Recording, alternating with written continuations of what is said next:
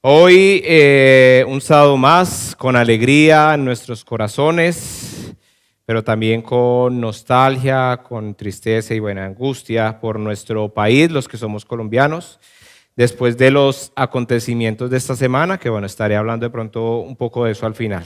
Pero vamos a predicar la palabra del Señor, así que vamos a orar para empezar. Padre, gracias.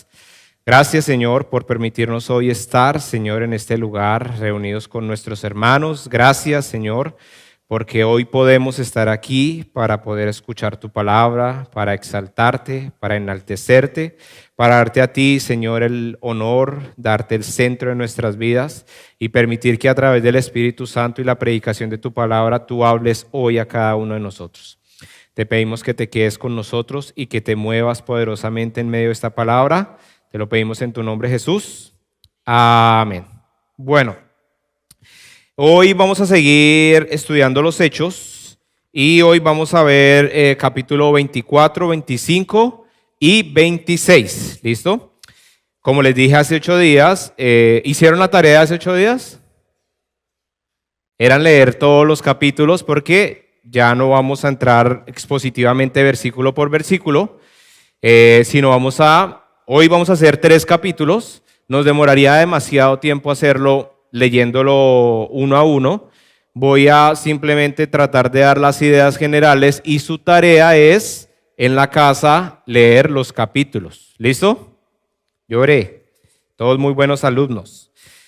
¿Qué vamos a estar viendo hoy? El Evangelio delante de los poderosos. Pablo, ¿cierto?, está en camino a Roma después de que el Señor Jesús le había dicho que tendría que vivir la opresión, el sufrimiento, la cárcel para poder llevar el Evangelio a Roma, ¿cierto? Y hoy lo que vamos a estar viendo es el testimonio de Cristo frente a 3 hombres poderosos. Uno era Félix, el gobernador que se asusta y posterga. El segundo es Festo, el político que escucha pero no comprende. Y el tercero es Agripa, el rey que conoce las Escrituras pero no responde.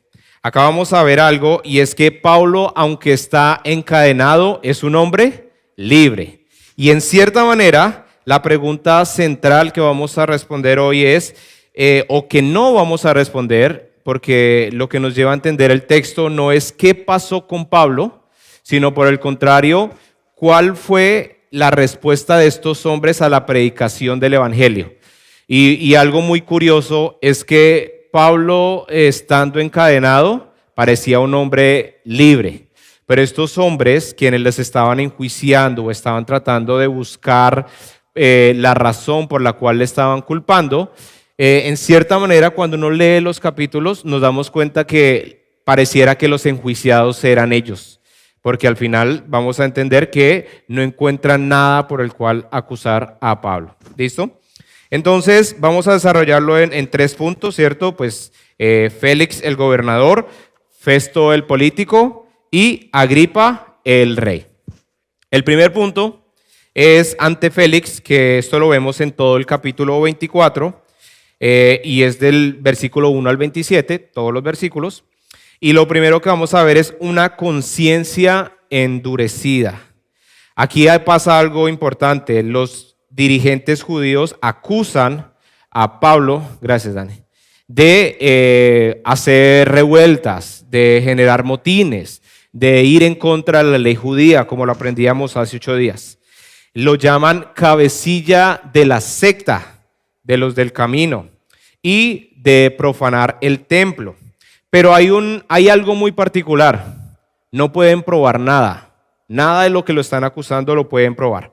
Así que vamos a ver 2 versículos específicos en el cual yo quiero enfatizar esta primera parte, y es el versículo 24, 25 y 26. 3 versículos para que usted los busque en su Biblia, en sus celulares. Yo les quiero invitar a que procuren traer sus Biblias físicas, sus celulares, tomen notas. Algunas personas, yo soy muy bueno para tomar atención y prefiero prestar atención y solo verificar los versículos o subrayarlos. Pero no todos aprendemos igual. Si usted tal vez aprende mejor escribiendo, traiga donde escribir, traiga su iPad, traiga su cuaderno. De esta manera usted también enriquece, ¿no? Y no sencillamente viene a escucharme a mí. ¿Listo? Versículo 24. Unos días después, Félix regresó con su esposa Drusila, quien era judía, mandó a llamar a Pablo y lo escucharon mientras les habló acerca de la fe en Jesucristo. Al razonar Pablo con ellos acerca de la justicia, el control propio y el día del juicio que vendrá, Félix se llenó de miedo. Vete por ahora, le dijo, cuando sea más conveniente volveré a llamarte. También esperaba que Pablo lo sobornara, de modo que lo mandaba a llamar muy a menudo y hablaba con él. ¿Qué pasa? Lo llevan delante de este gobernador. ¿Qué querían los judíos? Que hicieran algo. Básicamente vamos a encontrar, él llegó aquí antes de que le trataran de hacer una emboscada para matarlo. Y al final vamos a darnos cuenta que le piden ahora al rey Agripa, me estoy adelantando un poco, pero le piden al rey Agripa que lo mande otra vez a Jerusalén. ¿Saben para qué? Para matarlo.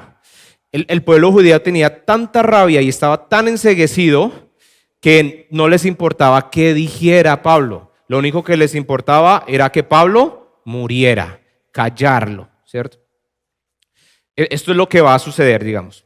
Pero en este aspecto, ante las circunstancias, ¿cierto? Ante los hechos que no probaban que Pablo fuera culpable, pues tenían que hacer algo con Pablo. Y esto es lo que vamos a ver con estas tres autoridades, tanto un gobernante, un político y un rey.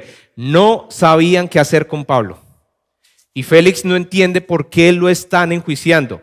Y lo que les decía hace un minuto, vienen tres cosas que le va a decir Pablo a Félix y tiene que ver con la justicia, ¿cierto? Uno tiene que ver con la justicia, el otro tiene que ver con el dominio propio y el otro tiene que ver con el juicio venidero. ¿Qué pasa? ¿Qué le está haciendo Pablo a este gobernante? Le está predicando la palabra de Dios, ¿cierto? Le está llevando a entender la verdadera justicia, le está llevando a entender el poder que solo es por el Espíritu Santo y le está llevando a entender que nuestro Rey, nuestro amado Jesús, quien ya había muerto por dar su vida para el perdón de nuestros pecados, volvería de nuevo. Que esta es la esperanza que tenemos nosotros como cristianos, ¿no? Que Él va a volver un día por nosotros. Pablo dijo que Él volvería pronto.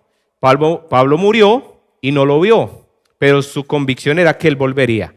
En estos 2000 años han muerto muchos creyentes, cristianos, o sea, buenos cristianos, con la convicción de que Él iba a volver en su generación, mientras que Él estaba vivo.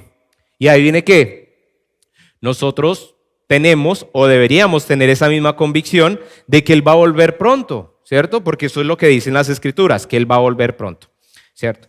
Entonces, acá viene algo interesante y es donde vengo a aterrizar este primer punto, porque Félix tiene miedo, ¿cierto? Félix dice que él tiembla, o sea, él dice, ¿cómo así que va a venir? ¿Cómo así que él va a traer justicia? Él va a venir a juzgar, ¿cierto? Y demás cosas que le pudo haber enseñado Pablo en esos minutos, que la Biblia en este aspecto no nos dice tanto, pero en estos tres aspectos es muy fácil deducir que era el Evangelio.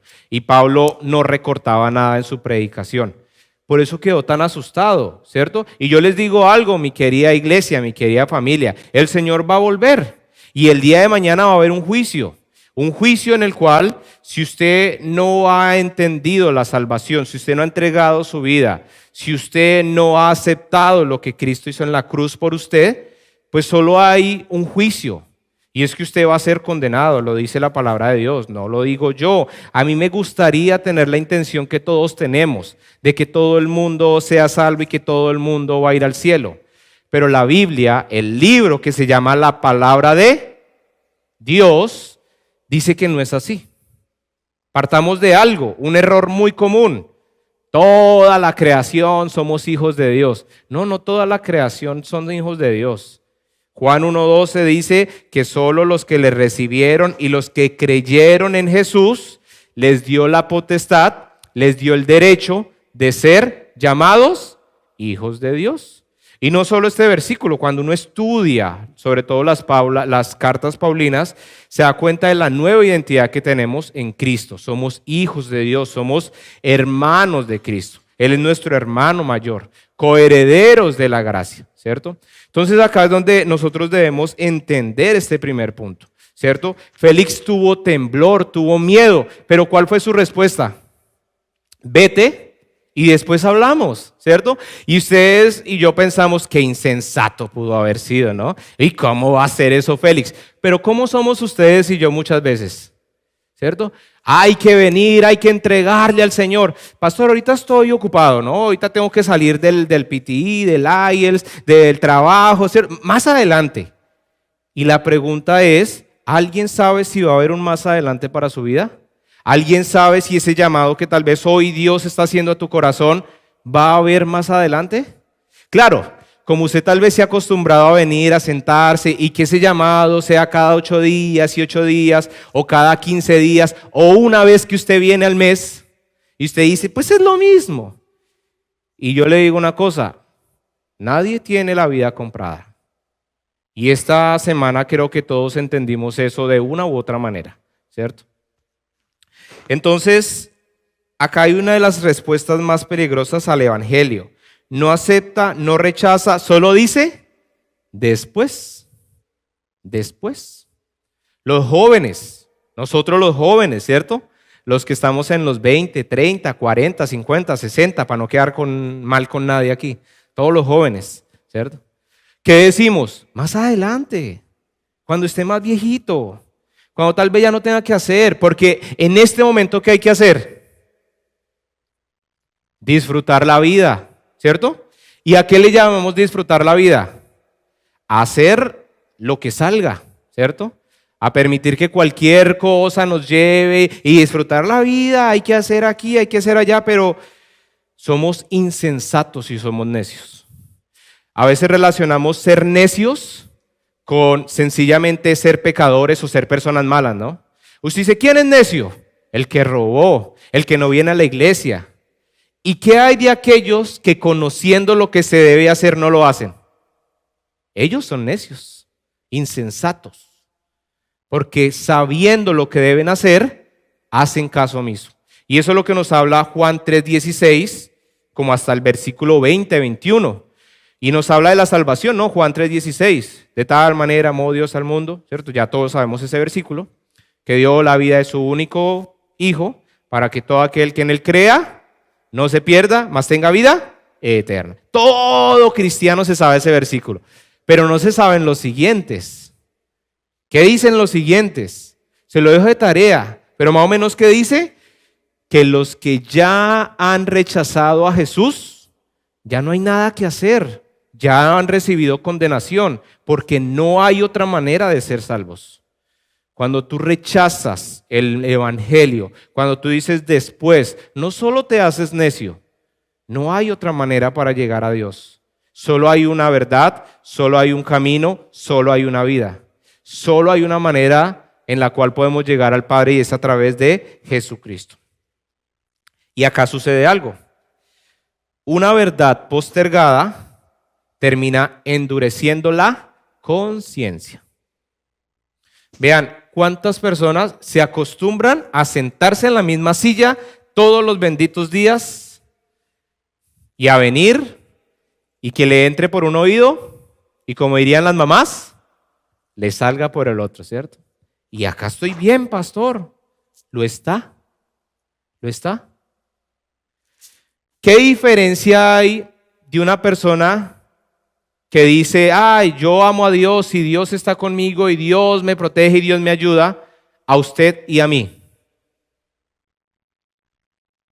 Usted diría, pastor, es que yo conozco a Dios según las Escrituras, es que yo lo amo porque Él dice que me amó primero, porque Juan 3:16 dice, porque primera de Juan 3:16 dice, porque primera de Pedro 2:5 dice. A usted le da la certeza de saber que realmente Dios lo ama, que usted ama a Dios, que Dios es misericordioso, que Dios lo salvó. Todo el mundo puede decir que Dios lo ama, pero puede tener una imagen errónea de lo que es Dios. Usted le puede decir a un ateo, a un delincuente, a un sicario, hablemos de nuestros países en Colombia, ¿cierto? Los que somos colombianos, que se van a asesinar y se encomiendan a Dios. Entonces él también cree en Dios como nosotros, ¿cierto? No, porque no se somete, Porque no lee las Escrituras. Y acá es algo muy importante. Cuando tú conoces una verdad y no obedeces y no te sometes, solo hay algo que va a pasar en tu vida. Tu conciencia se va a endurecer cada día más. Porque ya no hay otro evangelio. Pablo decía, ya no hay otro evangelio que les podamos predicar. Ya no hay otra cosa que les pueda decir. Si usted no entiende que debe venir a Cristo, entregar su vida, rendirse a Él y permitir que Él transforme no lo superficial, sino desde lo más interior, desde su corazón, no hay nada más, amada iglesia, que les pueda decir. Entonces, ¿qué obediencia o qué mandato llevas tiempo aplazando? Lo estoy hablando principalmente en términos de salvación, pero a la iglesia en general también, que hay cosas que el Señor te pueda estar pidiendo y tú dices, no, todavía no, más tarde. ¿Qué hay? Compromiso, perdón, control propio, hábitos espirituales. ¿Qué es lo que Dios te está pidiendo? Que tú todavía aplazas y como gobernante dices, más adelante lo hago, más adelante. Segundo punto, segunda autoridad, Festo, ante Festo. Y ante Festo vamos a ver una política sin verdad. Bueno, perdón, me vuelvo al anterior y un pequeño punto. El versículo 26 dice que Félix estaba esperando que Pablo lo sobornara, de modo que lo mandaba a llamar muy a menudo y hablaba con él. ¿Qué quería Félix? Estaba buscando su propio beneficio, ¿cierto? ¿Qué es lo que dicen en nuestros países? Ayúdeme para ayudarlo, ¿cierto? Como quien dice, ¿cuántas razones tiene para que usted salga de esta cárcel, no? Pero Pablo, ¿qué hizo? No, se mantuvo en la verdad, se mantuvo en la única razón por la cual él iba a estar encarcelado. No hay nada que pudiera corromper el corazón de Pablo. Y así deben ser nuestras vidas. No hay nada que nos debe corromper. Debemos estar firmes en nuestra convicción, firmes en aquel que nos amó y entregó su vida primeramente. Ahora sí, pasando al siguiente punto, ante Festo, una política sin verdad. Y esto es el capítulo 25, todos los 27 versículos. Resulta que Félix, él no puede llegar a ninguna conclusión. Y Félix lo que hace es que lo deja por querer complacer a los judíos, ni lo manda a matar, ni lo deja libre, solo deja 2 años en la cárcel. Sí, como no sé qué hacer con usted, lo voy a dejar ahí. Y pasaron 2 años en la cárcel, hasta que llegó otro gobernante, un político, Festo, y dice que a él ahora le toca el chicharrón, hablando en términos, ¿cierto? Le tocó el problema, le tocó esto que nadie ha podido resolver. Y acá pues viene bajo presión política, pero desde este punto es donde Pablo empieza a tener peligro de una emboscada, porque lo que quieren los judíos, como les mencionaba, es que lo manden a Jerusalén. Qué curioso, ¿no? Porque los judíos siempre estaban en su pasión por buscar la verdad de la Torá, del templo, de los profetas, pero a veces se vivían amangualando, estando en conjunto con las personas que eran contrarias a las creencias religiosas, con tal de acabar con el enemigo común, ¿cierto? Primero los romanos que le hicieran algo, y como no pudieron, entonces devuélvanoslo a nosotros, pero no para ser juzgado como un judío, sino para tratar de matarlo. Y acá en este segundo punto vamos a ver algo si vemos el versículo 9 al 11. Del capítulo 25, versículo 9 al 11. Si usted tal vez se siente un poco perdido, vaya esta noche, mañana, y lea los 3 capítulos, ¿cierto?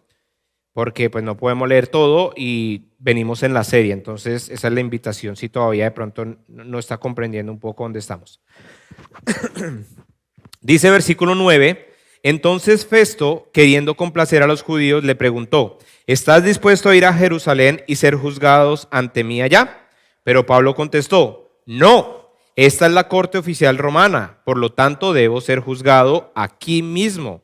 Usted sabe muy bien que no soy culpable de hacer daño a los judíos. Si he hecho algo digno de muerte, no me niego a morir. Pero si soy inocente, nadie tiene el derecho de entregarme a estos hombres para que me maten. Apelo al César. ¿Qué hace Pablo? Pablo es muy sencillo, ¿no? Pablo la tenía muy clara. Si hay algo en lo cual soy culpable y merezco que me maten, mátenme. Sencillito, ¿no? Uno va a un juicio diciendo, si yo soy culpable de algo, enciérrenme, mátenme, castíguenme. ¿No? Pero era el poder del Espíritu Santo que reposaba en Pablo. Que Pablo primero sabía cuál era su verdad, por qué estaba ahí. Segundo, tenía una promesa de Dios o tenía un propósito de Dios. Se lo había dado el mismo Señor Jesús. ¿Cuál era?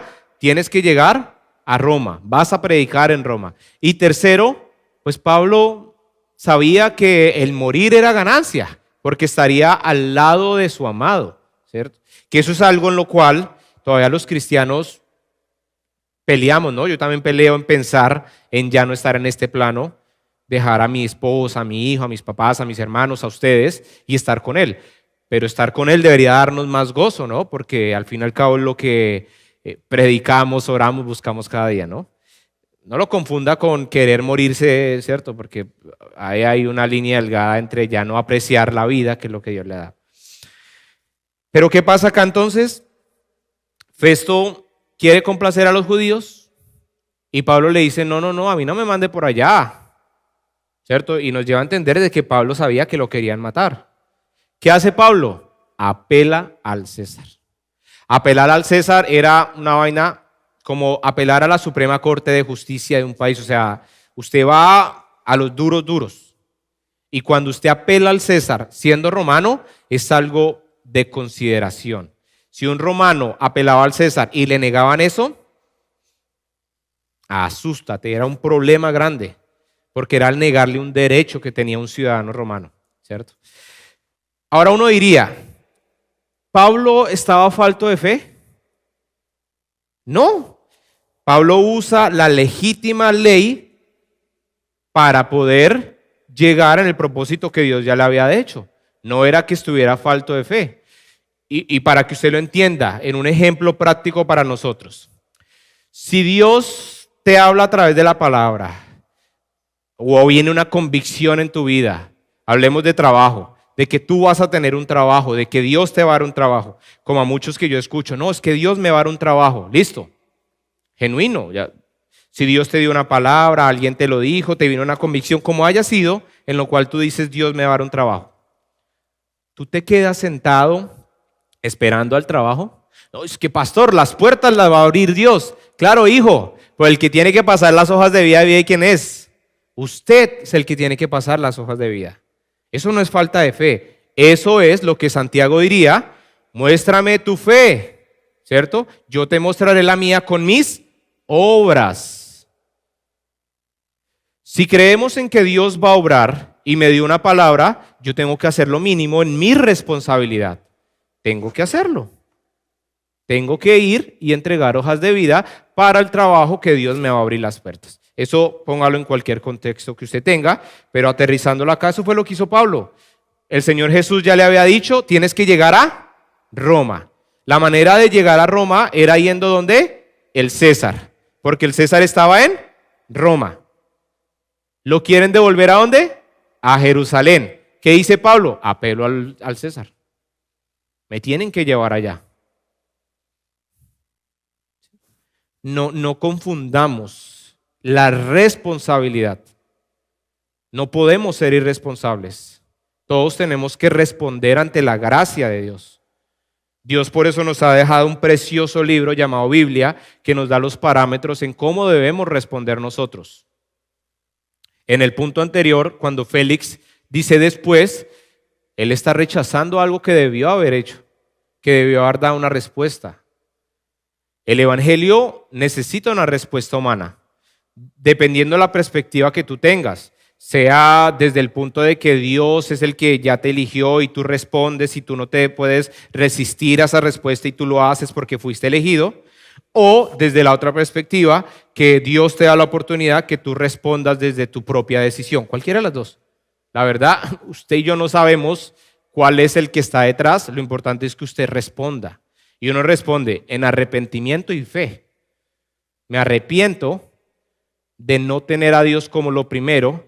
Y usted dice, yo lo tengo. ¿Usted lee la Biblia? No. Entonces no ha tenido a Dios como lo primero según lo que dice la Biblia. Y lo segundo, usted responde en fe. Señor Jesús, reconozco que tú moriste, envía tu Santo Espíritu, quiero volver a nacer, quiero creer y quiero entender lo que tú hiciste en la cruz por mí. Sencillo. Nosotros somos los que lo complicamos muchas veces. Festo entonces, en este sentido, Festo no quiere resolver el problema. Festo quiere resolver el problema, él no quiere buscar la verdad. Festo no está interesado si Pablo es inocente, si es culpable.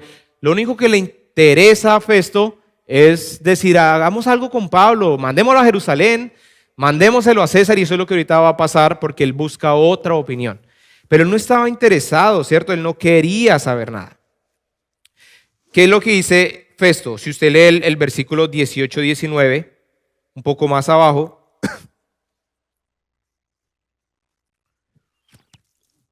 dice, pero las acusaciones que hicieron en su contra no correspondían a ninguno de los delitos que yo esperaba. En cambio, tenían algo que ver con su religión, con un hombre muerto llamado Jesús, quien según Pablo está vivo. Yo me lo imagino así, en esa manera despectiva, como ese nombre ahí, Jesús, que es muerto, y que el otro ahí diciendo que está vivo. No sé quién está más loco de todos ellos, ¿cierto? Y esto me lleva a pensar cuántas veces nosotros tenemos una perspectiva de Dios parecida, en el aspecto de que usted habla cosas así, porque usted cree, no porque la Biblia lo dice, ¿cierto? Usted tiene un amigo, un familiar, y uno pregunta, ¿no? Preguntas. ¿Y él cree?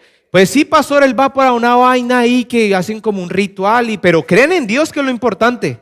Creen en Dios, y porque todos tenemos el mismo Dios. Ay. Ojo, porque te estás viendo como Festo. O sea, ahí. No, eso no es ahí, eso no, eso no es así.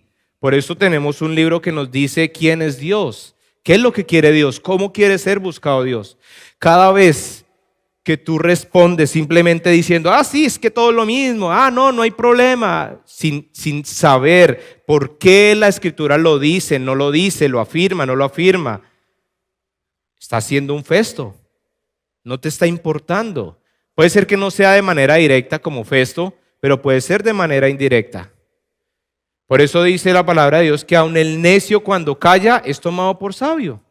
A veces, si usted no sabe, es mejor que diga, la verdad no sé, déjeme, yo le pregunto a mi líder, a mi pastor, pero déjame oro por ti.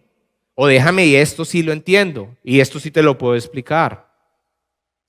Iglesia, no podemos ser cristianos, que nos llamemos cristianos sin saber qué fue lo que hizo Cristo, sin estudiar la palabra de Dios y mirar qué es lo que dice acerca de Dios. Porque si no, vaya y mire cuántas sectas hay hoy en día, o iglesias sectarias, que parecen sectas, no son sectas, pero tampoco son muy bíblicas, ¿cierto? Son sectarias. Y usted se va a sorprender. Por eso es que siempre hay una pregunta, pastor, ¿pero por qué esas iglesias hacen eso? ¿Por qué, hijo? Porque no leen la Biblia. Porque prefieren que alguien les diga cualquier cosa y usted la cree y dice amén, gloria a Dios. Por eso es que yo les digo, vayan, lean, estudien. Si yo les diera porcentajes de cuánto a mí me preguntan de algo de la predicación, sería como el 0.00001, una vaina así. Y yo digo, bueno, yo confío y le oro a Dios y digo, es porque la congregación ha confirmado, todo está bien, no hay ninguna pregunta, todo lo que yo he predicado, ellos saben que es completamente bíblico. La pregunta es, ¿ustedes tienen esa convicción? ¿O solo me están creyendo porque soy el pastor? Porque el día de mañana, si yo me estoy equivocando, ustedes no pueden llegar delante de Dios si les pide cuentas por algo que se enseñó mal, y decir, pastor, señor, es que usted me dio ese pastor y eso fue lo que me enseñó ese pastor. No, eso fue culpa del pastor. Tan lindo que se veía allá. Y véalo, enseñándonos mal. Uy, que mucho condenado, ¿verdad? No, señor. Vea, yo llego allá, venga para acá. ¿Cómo así que les enseñó mal?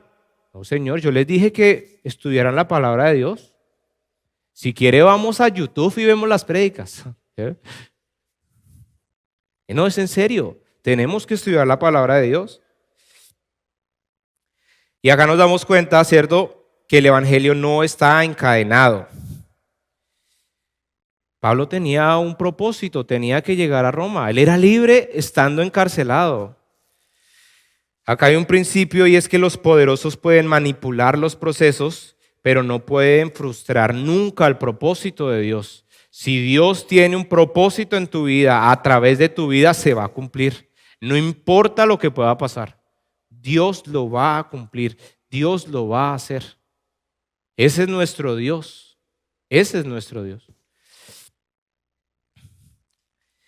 La pregunta es entonces, no es, ¿tenemos poder? ¿Cierto? Porque a veces siempre es el poder. Pastor, yo lo haría si tuviera más poder. Pastor, si yo. No, la pregunta es, ¿somos fieles? ¿Tú sigues siendo fiel a pesar de? ¿Cierto? Eso es lo que debemos respondernos. El tercer punto es ante Agripa, una decisión que nunca llegó. Y les voy a pedir a las guitarras, si me colaboran con instrumental, por favor. Y ese tercer punto lo vemos en el capítulo 26, pues todos los 32 versículos. Y acá llega ante la audiencia más solemne, digna, los top de los top. Estaba el rey y toda su ¿cómo se llaman? El cércuto. ¿Cómo? El séquito, ¿cierto? O sea, estaban las realezas. Todos llegan vestidos de esplendor, de coronas, de oro, ¿cierto? Los intocables. Y llega el encarcelado, que Pablo llevaba, ¿cuánto? Llevaba más de 2 años, más el proceso que tuvo con Festo. Creo que Pablito no se viera muy bien. Tal vez estaba así ya llevado, vuelto nada. Pero al hablar, el prisionero se convierte en testigo y el rey en interrogado. Acá pasa algo muy lindo y es que Pablo les va a predicar su testimonio una vez más. Lo había hecho antes, ante los judíos en el templo, y ahora lo viene a hacer delante del rey, del séquito, de sus majestades. Les viene a decir que él era un fariseo, perseguidor de los cristianos. Les dice cómo Cristo lo encontró, cómo Jesús resucitado en el camino a Damasco se aparece y le muestra por él mismo quién era él. Y les muestra el propósito, para qué fue enviado, a abrir ojos de las tinieblas a la luz. Un buen testimonio no solo dice mi vida cambió, sino también muestra lo que el evangelio hizo en su vida, en su interior. Pablo pudo haber dicho muchas cosas, pero lo que les dijo es, vean, esto no es mentira. Esto fue lo que él hizo en mi vida. Esto fue lo que él transformó, lo que cambió, lo que me llenó. Y acá quiero que vayamos al versículo, el capítulo 26, versículos 28 al 32. Antes de leer esto, Pablo lo que está diciendo es una defensa, ¿no?, de las acusaciones. Y vean lo bonito que él dice en el versículo 22. Habiendo obtenido auxilio de Dios, perseveró hasta el día de hoy, dando testimonio a pequeños y a grandes. Tanto así que en este momento Festo, el político, lo interrumpe y le dice, Pablo, usted está loco. ¿Cómo va a decir todo esto? Son locuras. Pero ¿qué nos dice la palabra de Dios que es el evangelio a los que no conocen? El evangelio es locura. Ahora sí les leo el versículo 28 al 32. Agripa lo interrumpió y dice, ¿acaso piensas que puedes persuadirme para que me convierta en cristiano en tan poco tiempo? Pablo contestó, sea en poco tiempo o en mucho, le pido a Dios en oración que tanto usted como todos los presentes en este lugar lleguen a ser como yo, excepto por las cadenas. Entonces el rey, el gobernador, Berenice y todos los demás se pusieron de pie y se retiraron. Mientras salían, hablaron del tema y acordaron: este hombre no ha hecho nada que merezca la muerte o la cárcel. Y Agripa le dijo a Festo: podría ser puesto en libertad si no hubiera apelado al César. ¿Qué es lo más lindo de este punto? Agripa, Festo, Félix, todos concuerdan en una cosa: él era inocente. Pero vea a Agripa cómo se siente en un momento.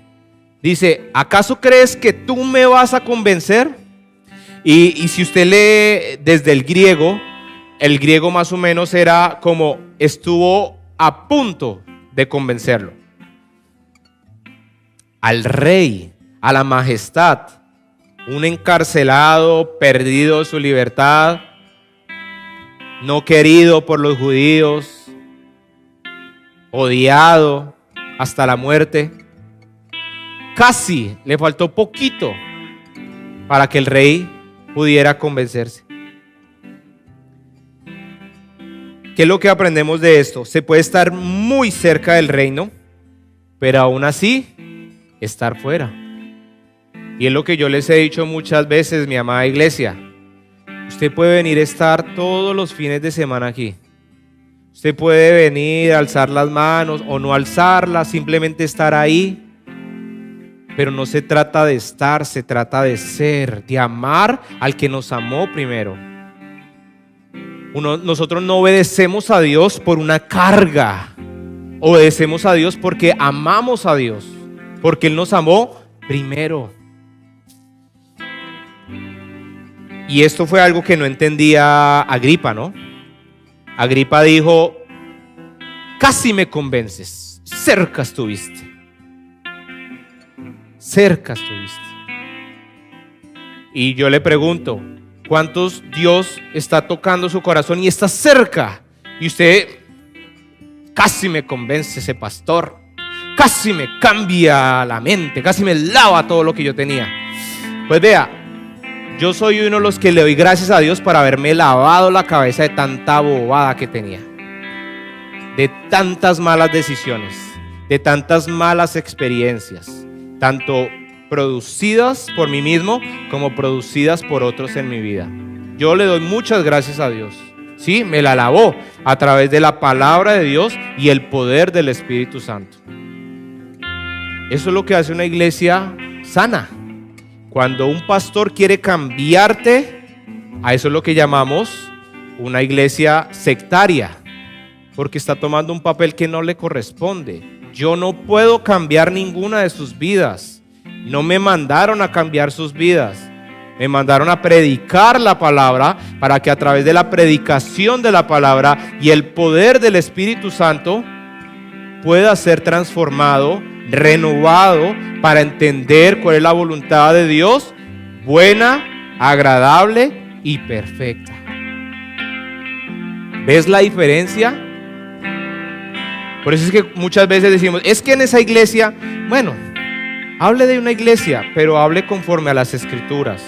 Los hombres nos podemos equivocar. Yo me equivoqué muchas veces.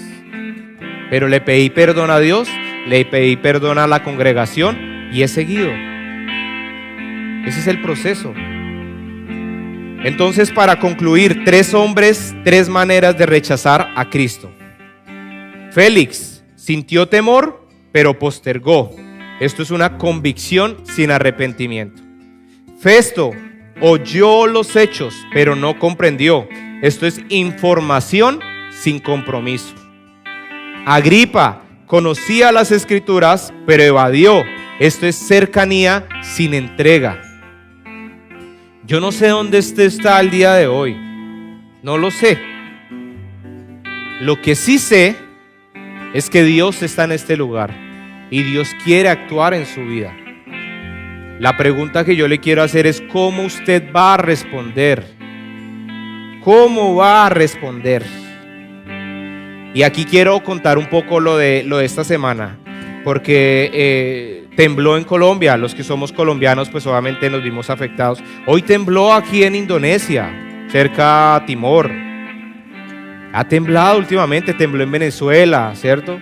Y vean, yo les soy muy sincero, tiembla y uno ora, pero a veces no es como tan consciente de lo que pasó hasta que usted de una u otra manera se ve realmente afectado. Esta semana, bueno, mi mamá tuvo hace 2 semanas un accidente en su espalda, le ha costado recuperarse. Mi hermana viajó desde Australia porque le tuvieron un corsete, tiene un caminador. Doy un poco de contexto. Pero esta semana el niño cumplió 6 meses y ese día estábamos en toda la felicidad de los 6 meses del niño. María había traído al niño, se lo estaba mostrando a mi familia y estábamos ahí mostrando, colgamos, el niño, María se lo lleva a la pieza de los abuelos y cuando vuelve había un WhatsApp de la tía. Y era una imagen o era un video cayéndose y un audio diciendo, esto se está cayendo, por favor, oren, oren, llorando, ¿no? O sea, escucharlo fue completamente dramático. El punto es que yo empiezo a llamar a mi familia, ella empieza a llamar a la familia, ¿cierto? Y lo único que yo pensaba es, yo no vi a mi papá. Y no estaba haciendo nada malo, yo hablo con mis papás. Pero lo único que yo pensaba es, yo no vi a mi papá, no lo vi. Y no me contestaba y fueron los 10, 15 minutos más largos de mi vida. Y la tía manda más información, un video donde todo se está cayendo, se están cayendo las ollas, las demás cosas. No nos contestan por un lado, no nos contestan por otro lado, ¿cierto? Gracias a Dios, lo único que yo pensaba es cómo mi mamá va a bajar. Si puede bajar, no sé qué está pasando. Tiene un problema de espalda, venía con movilidad muy reducida, con mucho dolor. Lo único que yo pensaba, ¿no? El punto es que gracias a Dios están bien. Después es que vienen a mandar todas las fotos, algunos han podido ver tal vez los videos, los muros caídos, la parte desde el cuarto, tercer piso, las escaleras destruidas, ¿cierto? Y uno empieza a ver todo lo que está pasando. Ustedes no saben lo que uno puede sentir, lo sentimos casi en vivo y en directo, ¿cierto? Es frustración, es tristeza, es saber qué frágil es la vida. Yo decía, estoy agradecido con Dios porque mi familia está sana y salva, pero del mismo modo preguntaba, ¿Dios sigue siendo bueno si tal vez se hubiera caído ese edificio? ¿Qué hubiera pasado si el edificio dura 1 minuto más, si hay otra réplica, si tal vez todo eso se hubiera colapsado? No es mi familia la más afectada, pero es mi esposa la más afectada. No sé, o sea, son muchas cosas que uno piensa, pero lo digo en este momento porque la vida es frágil y lo predicaba hace 2, 3 fines de semana. Nadie puede decir que el día de mañana va a hacer algo. Pablo lo decía. Nadie diga que usted va a hacer algo. Si Dios quiere, Dios nos dará vida para hacerlo. Cuando uno empieza a ver todas las situaciones que han pasado, todas las personas que han perdido, vean, María y yo nos pegó muy duro, se los confieso, demasiado. O sea, al punto de que María todavía a veces, pues, entenderán. Yo he procesado un poco mejor, ¿cierto? Y encontré la manera, pero no fue fácil vernos plasmados en las otras personas que están sufriendo y que van a seguir sufriendo. Y con esto no quiero llevarles al tema de ayudar, cada uno decida en su corazón y haga, pero en lo que estamos hablando es, nadie tiene la vida comprada, nadie sabe qué va a pasar mañana. Mi esposa se levantaba esta mañana y obviamente que ya se levantan las madrugadas por el bebé y demás, y lo único que hizo fue abrazarme y yo sentí, algo le pasó a María, ¿cierto? Y cuando ya de pronto nos levantamos y me decía, perdóname por cada vez que peleamos por bobadas, ¿cierto?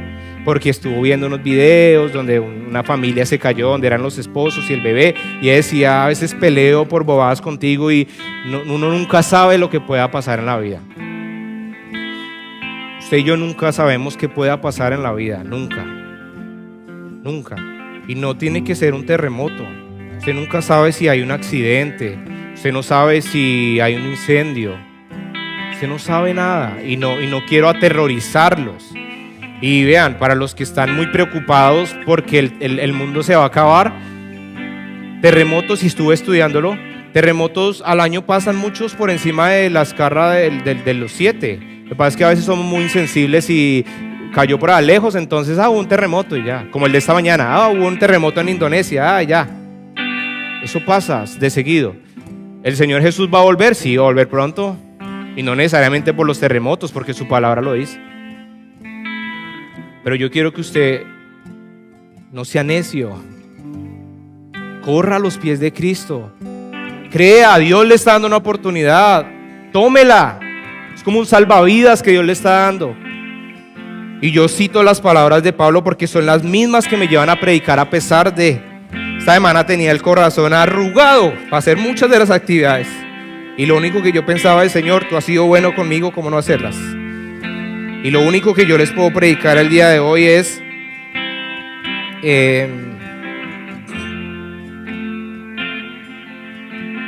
sea en poco tiempo o en mucho, le pido a Dios en oración que tanto usted, que todos los presentes que estén y lleguen a ser como yo, excepto por estas cadenas. Tal vez yo no estoy encadenado, gracias a Dios. Pablo sí lo estaba. Y esto le aplica a usted que está sentado el día de hoy. Y es mi mayor oración por cada uno de ustedes, que experimenten la gracia, el amor y la misericordia de Dios. No espere a que sea muy tarde. No espere a que usted pierda un ser querido. No espere a que haya una calamidad. No espere a que haya una bancarrota. No espere a que esté postrado en una cama, porque nadie sabe si usted va a poder responder en ese momento. Coloquémonos de pie.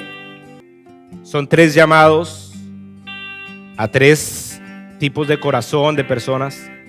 Y el primer llamado lo quiero hacer viéndolos a cada uno de ustedes. Nadie va a orar por ustedes. Yo voy a hacerlo desde acá. Pero si alguien hoy quiere realmente decir: yo quiero creer, yo quiero empezar a tener una vida con Él, yo quiero que me enseñen de las Escrituras, yo le quiero invitar a que usted pase acá adelante y arrodíllese. Arrodíllese es una manera que usted dice: yo quiero, yo me postro delante de Dios. Mientras que yo voy orando, tranquilo, hágalo, pero del paso. Eso que tú sientes de qué pena, si tú tienes pena, entonces no vale nada lo que puedas estar viviendo, sintiendo, porque son solo emociones. Pero si tú tienes la convicción que tú dices: yo quiero vivir eso, yo quiero entregar mi vida a Dios, yo quiero hoy realmente responder en fe al llamado que hoy Dios me está haciendo, yo le invito a que usted venga, se haga acá adelante, que yo pueda verlo, para después poder ayudarle en su vida a crecer. Y a todos los demás, si usted quiere hacer un compromiso, solo arrodíllese donde usted esté, hágalo ahí donde usted esté, pero concéntrese y dígale: Padre, gracias, Señor.